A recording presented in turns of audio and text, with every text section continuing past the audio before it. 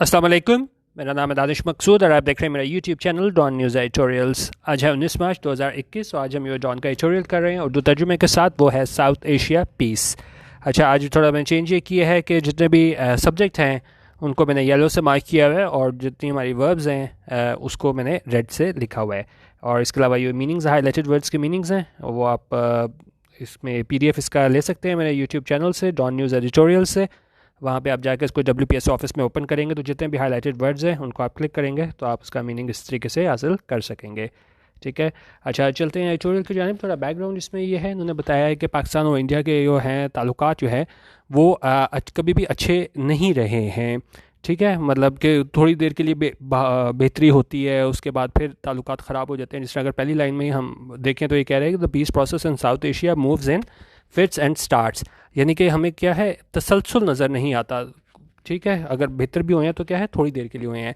तो एक ये मसला रहा है हमारे पास पाकिस्तान इंडिया का। और अगर हम इसके बैकग्राउंड में देखें कि क्यों रहा है तो ऑब्वियसली जी सबसे बड़ा मसला तो हमारे पास कश्मीर का रहा है। और ये सोचना अभी कि जी कश्मीर के मसले के हल के बगैर जो है वो साउथ एशिया में पीस हो सकता है, अमन कायम हो सकता है, तो ये बिल्कुल नामुमकिन सी बात है। बाकी एक ये कश्मीर वाला इशू है और दूसरा जिस इशू पे इस पे हाईलाइट किया गया है वो हमारे पास लाइन ऑफ कंट्रोल पे जो भारतीय फ़ौज की जानिब से बिलाश्ताल फायरिंग होती है, इसमें कीमती जानें जो हैं वो शहीद होती हैं, मतलब उनका ज़िया होता है और वो शहीद हो जाते हैं। तो उस हवाले से मैंने बात की है कि क्या वजूहात हैं कि जिनकी वजह से पाकिस्तान इंडिया जो है ना उनके दरमियान जो है ताल्लुकात वो ख़राब रहते हैं। ये दो चीज़ें हुई हैं। फिर उसके बाद ये बात कर रहे हैं कि अब इन्होंने कहा कि कुछ लग रहा है कि कुछ बेहतरी हमें नज़र आ रही है। लास्ट मंथ इसमें ये दोनों ममालिक के DGMOs हैं, उन्होंने भी आपस में रब्ता कायम किया था और कहा था कि जी LOC पे जो है ना वो जंग बंदी का ऐलान किया था। उस पर एडिटोरियल भी मैंने आपको कराया था, वो लास्ट मंथ की आप प्लेलिस्ट में भी चेक कर सकते हैं।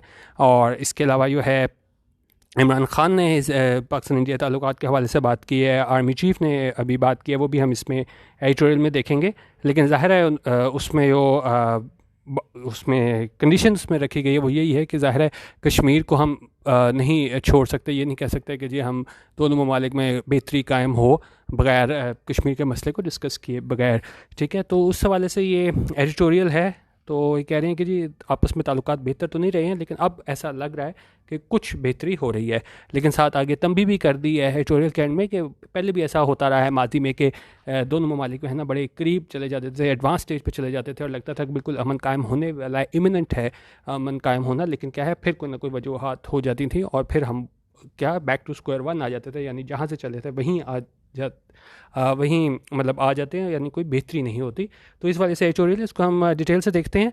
बाकी मैं इसमें आपको ग्रामर के वाले से भी बताता रहूँगा कि क्या क्या चीज़ें आपको करनी चाहिए, क्योंकि हर चीज़ में यहाँ पे एक्सप्लेन नहीं हो सकती, इतना टाइम नहीं होता। लेकिन मैं आपको कम से कम बता दूंगा कि आप ये चीज़ करें। यूट्यूब पे बेतहाशा वीडियोज़ हैं, कोई पैसे खर्च करने की ज़रूरत नहीं है आपको, आप बड़े आराम से है ना सीख सकते हैं। बस मैं आपको बता दूँगा क्या क्या टॉपिक आपने सर्च करने हैं। ठीक है, अब जिस तरह मैंने आज जो है वो तमाम जितने भी हैं सब्जेक्ट और वर्ब वो यहाँ पे मार्क कर दिए हैं।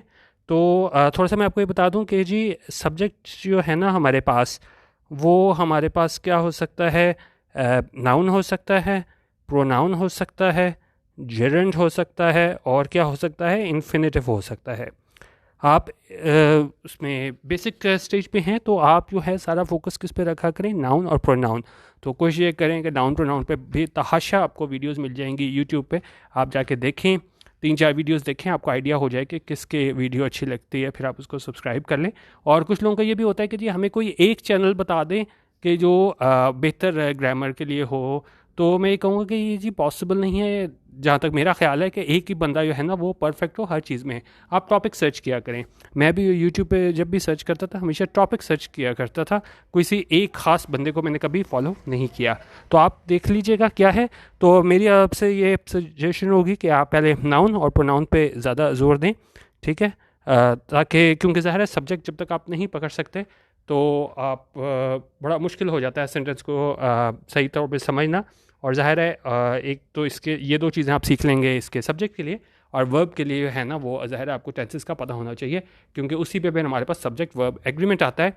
क्योंकि हमने सिंगुलर सब्जेक्ट के साथ जो है वो सिंगुलर वर्ब लगानी होती है और प्लूरल सब्जेक्ट के साथ हमने प्लूरल वर्ब लगानी होती है।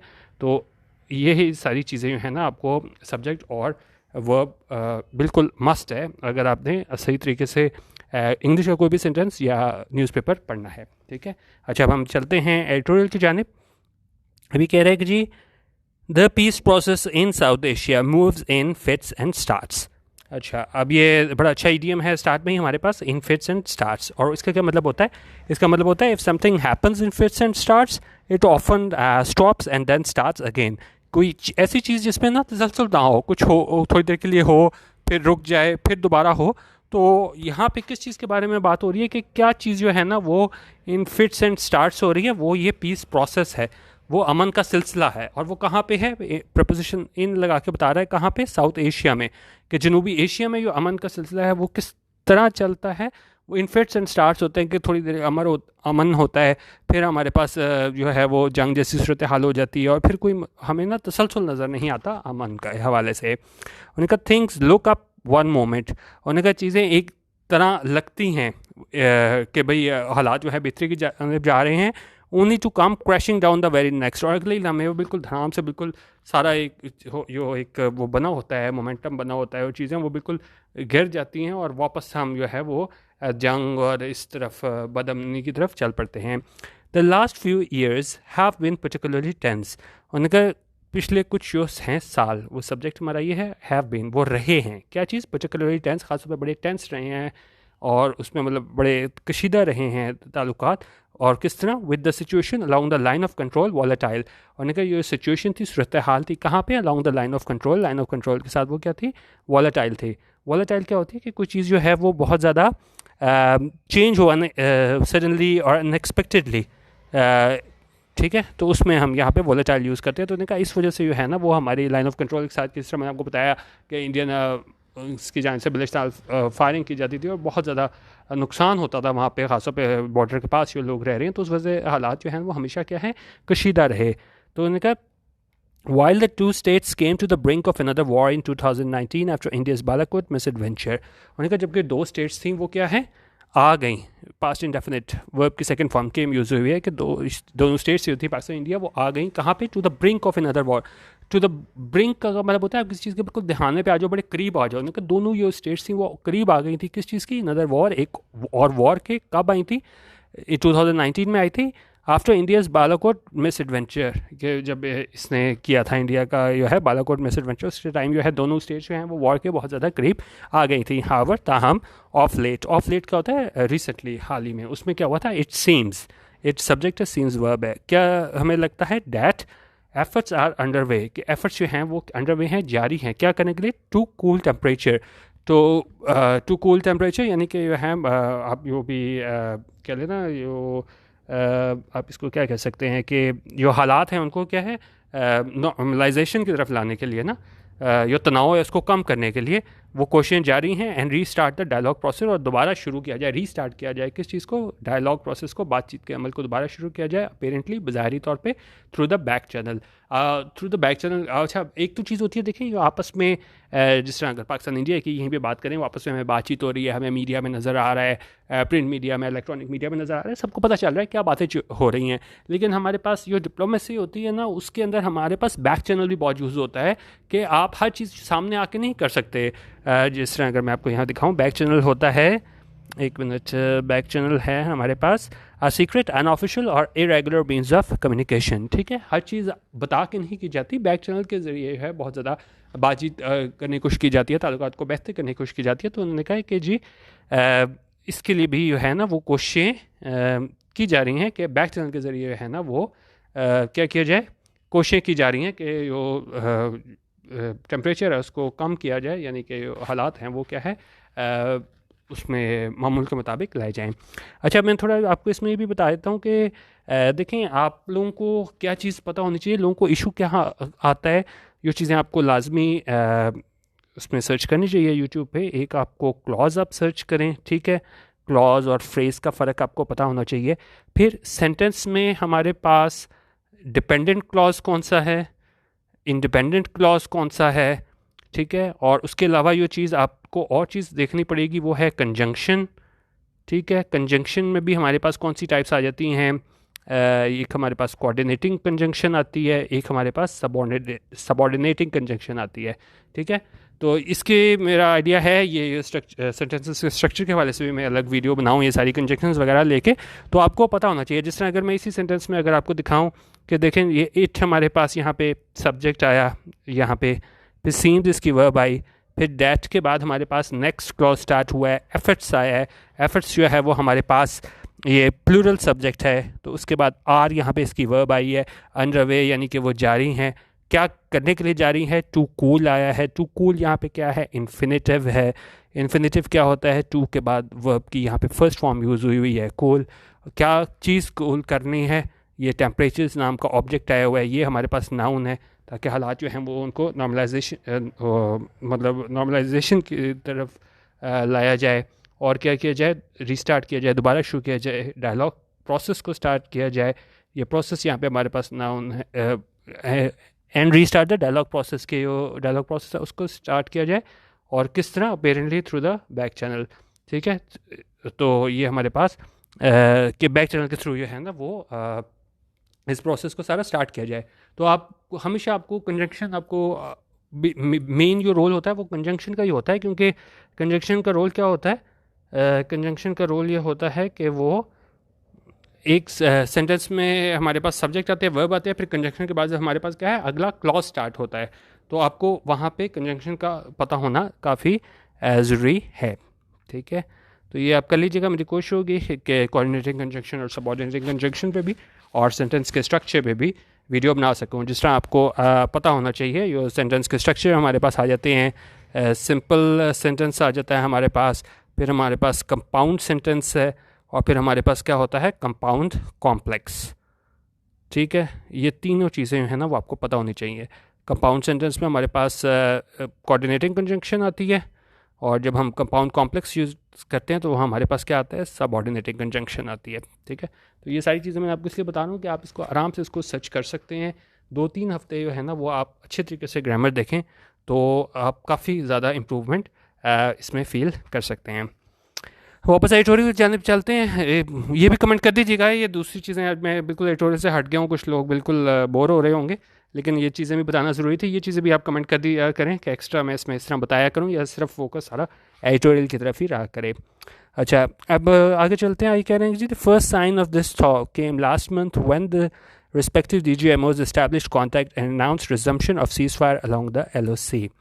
अच्छा, अब यहाँ पे भी देखें ना, अब मैं आपको अगर बताऊँ कि लोगों को इशू कहाँ पे आता है, कि लोगों ने एक एक लाइन के सेंटेंस देखे होते हैं। ठीक है, मतलब छोटी क्लासों में भी हमें सेंटेंस दिए जाते हैं, ट्रांसलेशन बुक्स होती हैं, तो वो एक एक सेंटेंस होते हैं, उसमें हमें आइडिया ही नहीं होता कि भाई कंजंक्शन के बाद दूसरा क्लॉज भी आ सकता है। हम सब देखते हैं जी फुल स्टॉप तक है, वो एक एक लाइन इतने सेंटेंस होते हैं। अब जिस तरह यहाँ पे सेंटेंस अगर हम देखें, यहाँ से स्टार्ट हुआ है द फर्स्ट साइन और ख़त्म हुआ है यहाँ पे। ठीक है, तो अब ये हमारे पास 3 लाइनों का सेंटेंस आया, तो यहाँ पे भी बिगिनर्स को इशू आता है कि इतना बड़ा सेंटेंस कैसे हो गया है, और उसको हम देख लेते हैं कैसे हुआ है। तो ये कह रहे हैं कि फर्स्ट साइन जो पहला हमें इशारा मिलता है किस चीज़ का, ऑफ दिस थॉ। थॉ क्या होता है कि हालात, जिन लोगों के हालात पहले ख़राब हो ना वो बाद में कोई बेहतरी की जानिब आए हों। तो जिस तरह मैंने आपको बताया कि आर्मी चीफ़ की ने बातचीत की है इस मौजू पे, और ये पिछले महीने DGMOs ने आपस में तबादला ख्याल किया है, फिर इमरान खान ने बात किया है, तो उनका ये थोड़े हालात में थोड़ी बेहतरी आ रही है। First sign of this thaw, ठीक है, उन हालात में वो बेहतरी आ रही है। वो केम, वो आए, कब, पास्ट इंडेफिनिट, कब आए, लास्ट मंथ आए, व्हेन, जब क्या हुआ, द रिस्पेक्टिव DGMOs। अब उसी सेंटेंस में ये हमारे पास क्या है, ये सब्जेक्ट नंबर 1 है, ये वर्ब नंबर 1 है, ये सब्जेक्ट नंबर 2 है। ठीक है, और इसकी जो है ना वर्ब, इस सब्जेक्ट नंबर 2 की एक वर्ब हमारे पास, ये भी इसकी वर्ब है, और मैं आपको एक बताता हूँ, और एंड लगा के हमारे पास एक और इसी की वर्ब है, क्योंकि एक सब्जेक्ट एक से ज़्यादा वर्ब्स ले सकता है। तो पहले हम ये सेंटेंस देख लेते हैं कि जी first sign of this thaw came last month, कि ये हालात में बेहतरी आ रही है, उसका पहला इशारा हमें देखने को मिला पिछले महीने। उस व्हेन, जब क्या हुआ, द रिस्पेक्टिव DGMOs, इन्होंने क्या किया, इस्टेब्लिश्ड कॉन्टैक्ट, आपस में तबादला वो किया, बातचीत की। ठीक है, कॉन्टैक्ट, और क्या हुआ, एंड अनाउंस्ड, इन्होंने ही रिस्पेक्टिव DGMOs ने एक दूसरे से ये क्या कॉन्टैक्ट भी इस्टेब्लिश किया, एंड अनाउंस्ड। ठीक है, ये काम भी इन्होंने ही किया। तो इस सब्जेक्ट की ये 2 वर्ब्स हैं हमारे पास, और किस चीज़ का ऐलान किया, resumption of cease fire, resumption होता है बहाली, किस चीज़ की? Seize fire. सीज़ फायर क्या होता है? जंग बंदी। और कहाँ पे वो जंग बंदी है? Along the LOC। ठीक है, तो यहाँ पे अब आप देख सकते हैं, ठीक है, यहाँ पे हमारे पास एक ही सेंटेंस था, उसमें हमारे पास एक सब्जेक्ट आया, फिर वर्ब आई, फिर हमारे पास सब्जेक्ट आया और इसकी दो वर्ब्स एस्टैब्लिश्ड और अनाउंस्ड आए। अच्छा, आगे हम देखते हैं। Al-Karinji further signs that something is afoot came on Wednesday when Prime Minister Imran Khan, speaking at Islamabad Security Dialogue, said that India should make the first move to normalize ties, while adding that Kashmir was a lone irritant standing in the way of better Pakistan-India relations. अब देखें, अब वो हमें 3 लाइनों का sentence लग रहा था, तो ये हमारे पास क्या है? ये हमारे पास 5 लाइनों का जो है ना वो एक सेंटेंस आ गया है। अब उसमें क्या किस तरीके से लोग ने आप देखें जोड़े होते हैं, उसमें हमारे पास पार्टिसिपल फ्रेजेस लगे होते हैं, प्रपोजिशनल फ्रेजेस लगे होते हैं, क्लॉजेज आए होते हैं, जिससे सेंटेंस जो है वो बड़ा होता है। इसको ब्रेक करके पढ़ते हैं। उनके फर्दर साइंस, मज़ीद इशारे हमें किस हवाले से मिलते हैं? दैट समथिंग इज़ अफुट, कि कोई चीज़ जो है ना वो जारी है। अगर हम देखें, if you say that a plan और scheme is afoot, it is already happening और बीइंग प्लान्ड। ठीक है, ये कौन सी स्कीम और कौन से प्लान के बारे में बातचीत जा रही है कि ये हालात जो बेहतरी की जाने बारे हैं उस वाले से बात जा रही है। तो उन्होंने कहा ये मज़ीद साइन ये बात दिखाते हैं कि समथिंग इज़ अफुट, के वाकई ये चीज़ जो जारी है, ये ताल्लुकात बेहतर होना, वो कब आए नज़र हमें? Came on Wednesday. Further science that something is अफुट came on Wednesday. ठीक है, अब ये फर्दर साइंस की जो है ना वो हमारे पास वर्ब ये केम है, और समथिंग की जो सब्जेक्ट है उसकी वर्ब हमारे पास ये इज़ है। तो उन्होंने कहा ये साइंस हमें देखने को मिला वेडनेसडे को। जब क्या हुआ? व्हेन के बाद हमारे पास फिर हमारे पास क्या आया? अगला सब्जेक्ट आया प्राइम मिनिस्टर इमरान खान। उसमें क्या हुआ? Prime minister Imran Khan speaking at the Islamabad security dialogue, वहाँ पे बोलते हुए, speaking at the Islamabad security dialogue. क्या कहा इमरान खान ने? सेड, इसकी हमारे पास यहाँ पे वर्ब आ गई। और क्या कहा? That India should make the first move, कि इंडिया को जो है वो क्या है? पहली मूव करनी चाहिए, उसको पहल करनी चाहिए। क्या करने में? नॉर्मलाइज टाइज के हालात को नॉर्मल करने में। वाइल एडिंग दैट, और साथ ही उन्होंने ये भी कहा, Kashmir was the loan irritant standing in the way of better Pakistan India relations, कि कश्मीर था क्या? Loan irritant. जो एक इरिटेंट आप इसको कह लें, इरिटेंट हम बोलते हैं I think that is continuously annoying और डिस्ट्रैक्टिंग, चीज़ आपको मुसलसल जो है परेशान कर रही हो। ठीक है, जो वजह मतलब जो असल वजह हो मसले की। तो उन्होंने कहा कश्मीर जो है वो क्या है? वो एक लोन इरिटेंट था। ये एक ईच में है, किस में? बेटर पाकिस्तान इंडिया रिलेशंस के, क्योंकि ज़ाहिर है जब तक ये मसला हल नहीं होता तो हालात भी जो है ना वो क्या है? बेहतर नहीं हो सकते। अच्छा, अब इसमें अगर आप एक चीज़ देखें तो ये हमारे पास है should make.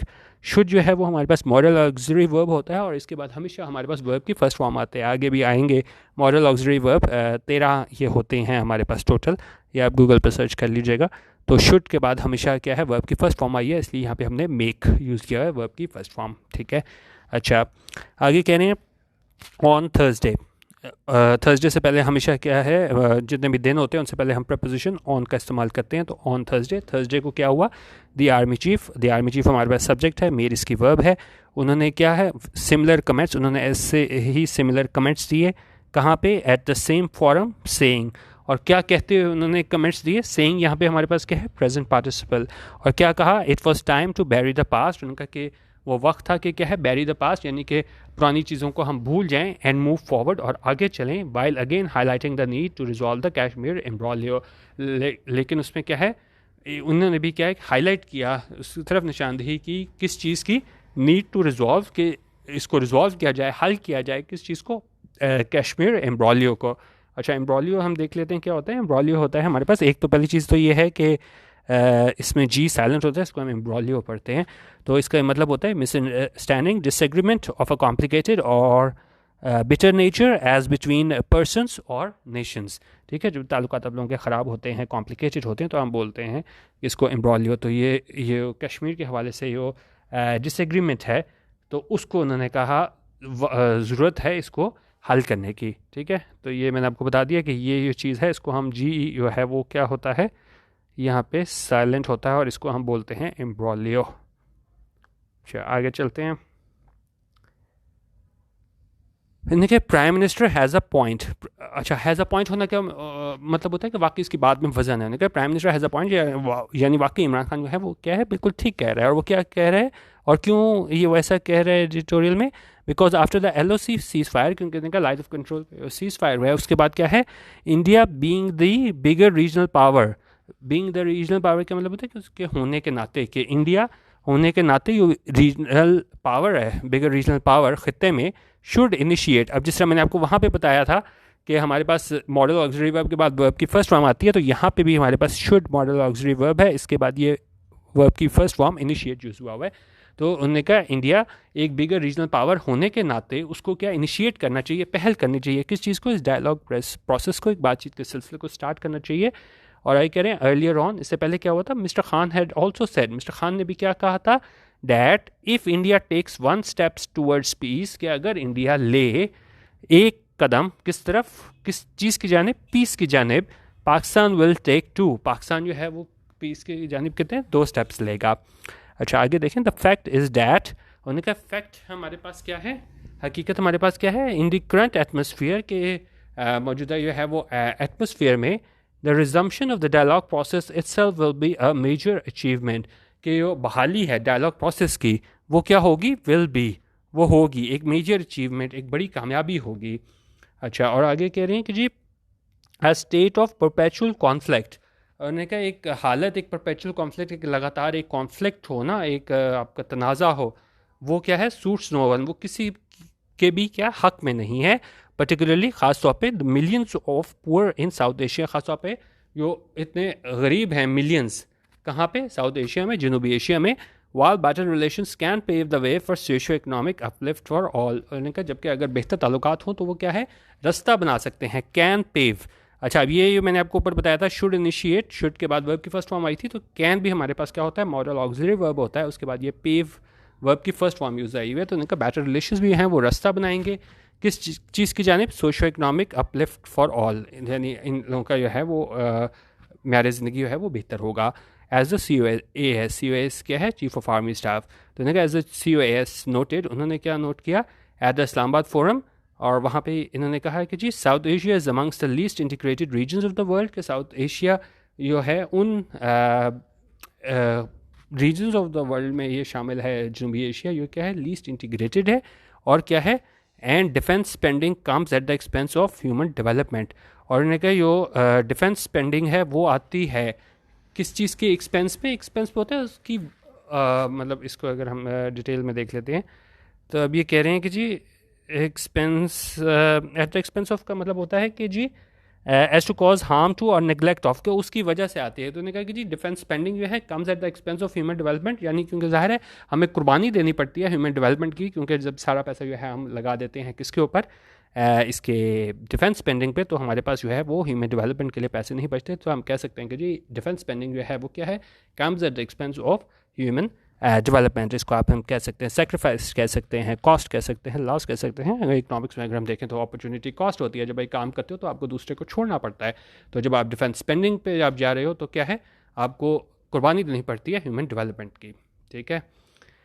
However, as positive as the signals appear, it would be premature to celebrate talks about talks. अब यहाँ पे तंबी भी कर रहे हैं कि जी हम ये ना समझें कि भाई जी एक दो तरफ से बातचीत हो गई है तो हम कहें कि जी हालात बिल्कुल अच्छे हो गए, नहीं कहा माजी में भी ऐसा होता रहा है, और सिर्फ ये कहना कि नहीं जी अब हालात जो है ना बहुत बेहतर हो जाएंगे क्योंकि बातचीत हो गई है, तो ये बिल्कुल खाम ख्याली होगी, तो उन्होंने कहा बहुत ज़्यादा भी है वो उम्मीदें नहीं बना लेनी चाहिए। अगर जिस तरह यहाँ पे देखें, both countries have been at a similar juncture before where negotiations had reached an advanced stage and peace seemed imminent।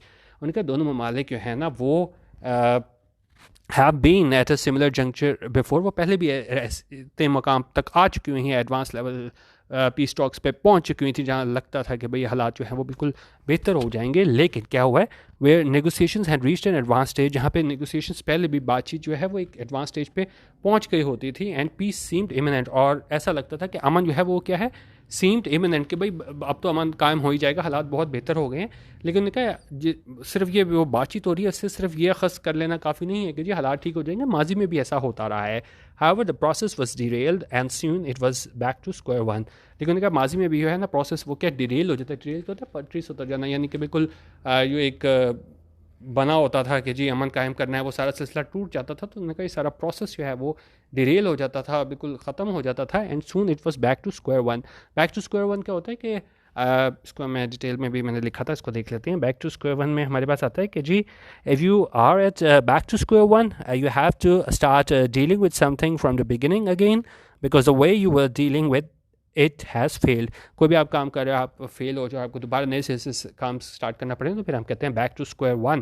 तो इसको आप उस तरह भी याद रख सकते हैं। कोई गाना भी था, ये तो वही जगह है चले थे हम जहाँ से, तो वही बात है कि वापस आप वहीं पे आ जाओ जहाँ से चले थे, दोबारा नए से काम करना पड़े आपको, तो उसको हम बैक टू स्क्वायर वन कह सकते हैं। तो उन्होंने कहा इस तरह ही होता था कि अमन लगता था कि हाँ कायम हो रहा है, लेकिन फिर कोई ना कोई वजूहत हो जाती थी और फिर ताल्लुकात ख़राब हो जाते थे, और फिर हम किस तरह आ जाते थे बैक टू स्क्वायर वन, यानी कि फिर कोशिशें दोबारा से स्टार्ट करनी पड़ती थी कि अमन की जानिब आए। तो उन्होंने कहा इस तरह माजी में भी होता रहा है। तो हमें बहुत ज़्यादा इन जो कॉन्टेक्ट्स हमें देखने को मिल रहे हैं दोनों ममालिक के, जिस तरह DGMOs के और इनके बयानात भी इमरान खान के और चीफ ऑफ आर्मी स्टाफ के, तो हमें बहुत ज़्यादा कोई खाम ख्याली का शिकार नहीं हो जाना चाहिए। ऐसा माजी में भी होता रहा है, लेकिन देखते हैं आगे क्या होता है। उन्होंने कहा such mistakes have to be avoided. उन्होंने कहा इस तरह की मिस्टेक्स हैं जो माजी में भी होती रही हैं कि जिसकी वजह से अमन कायम नहीं होता, तो उन्होंने कहा हैव टू बी अवॉइडेड। उनको क्या है, अवॉइड किया जाना चाहिए, उनसे बचा जाना चाहिए। दिस टाइम अराउंड इस दफ़ा and interlocutors on both sides need to tread carefully without raising expectations. और उन्होंने कहा इंटरलॉक्यूटर्स हैं बोथ साइड्स। इंटरलॉक्यूटर्स क्या होते हैं, वो एक आप कह लें कि a person who takes part in a dialogue or conversation, जो मतलब एक तरीके से आपके मतलब क्या मतलब कोशिश कर रहे होते हैं कि वो क्या है डायलॉग का हिस्सा बने ना, जो वाकई मसले को हल करना चाह रहे होते हैं। उन्होंने कहा जो इंटरलॉक्यूटर्स हैं ना दोनों साइड्स पे, तो वो क्या करें, उनको ज़रूरत है कि वो नीड टू ट्रेड केयरफुली।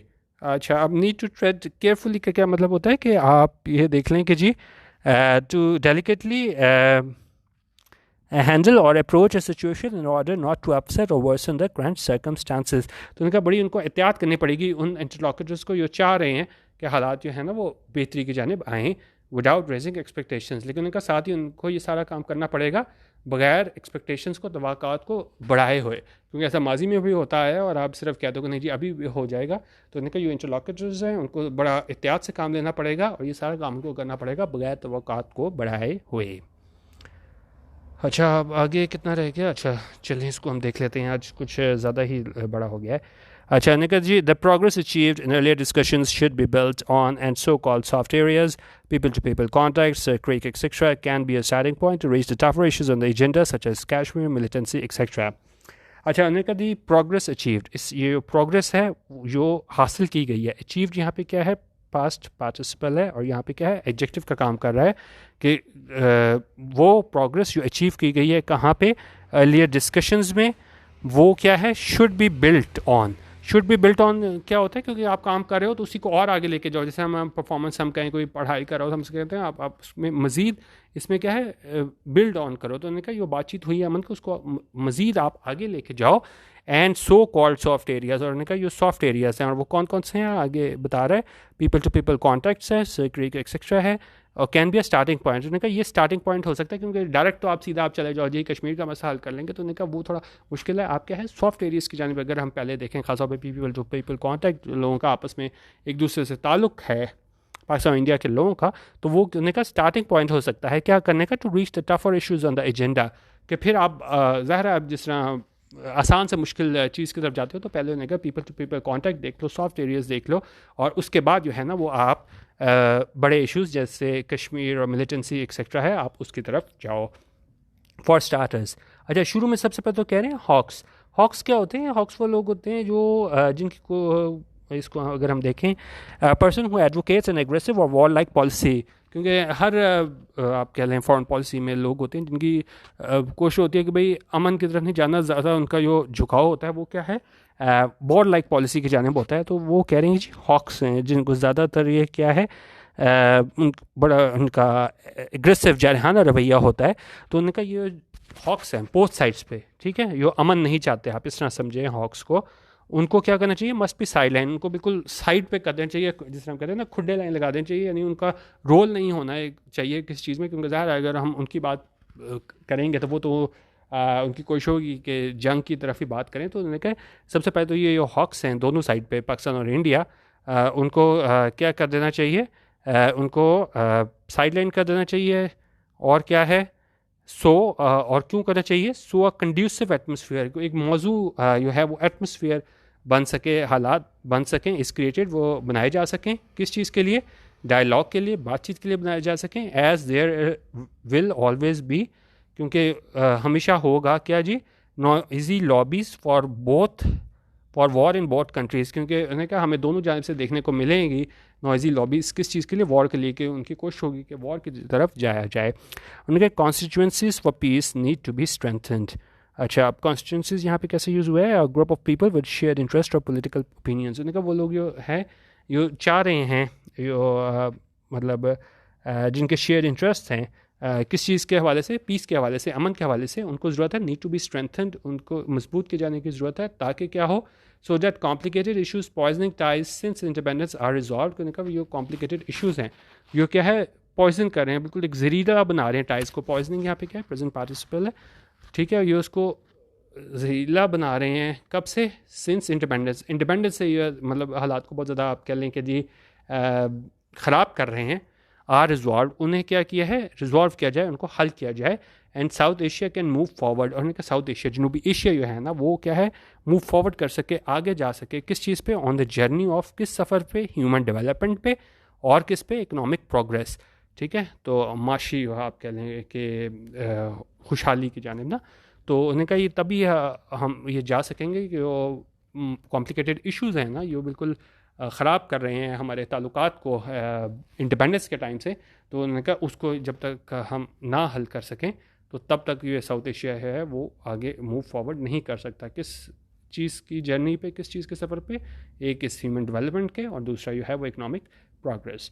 तो बेसिकली आज के ट्यूटोरियल में यही सिर्फ बताया गया था कि जी साउथ एशिया पीस है, ठीक है, पाकिस्तान इंडिया ने अमन कायम करना है, लेकिन उसमें कश्मीर का सबसे बड़ा इशू है, और उसको सॉल्व किए बगैर हम नहीं कर सकते। हम ये ज़रूर देख सकते हैं कि जी उम्मीद थोड़ी पैदा हुई है कि हालात बेहतर हो जाए, लेकिन फिर भी जो है ना, आप कह सकते हैं कि वक्ती तौर पे तो हमें शायद ये बेहतरी देखने को मिल जाए, लेकिन जब तक ये हमारे पास कश्मीर का मसला है वो नहीं हल होता, ख़ासतौर पर हमारे पास अब तो LOC का भी काफ़ी ज़्यादा इशू हो गया है, तो बड़ा मुश्किल है कि हमें कुछ वक्ती तौर पे तो अमन की बात देखने को मिल जाए, कोई जो सीज़ फायर है वो देखने को मिल जाए, लेकिन फिर जिस तरह माजी में भी होता आया है कि कुछ देर के लिए हालात सही होके वापस बाद में ख़राब हो जाते हैं।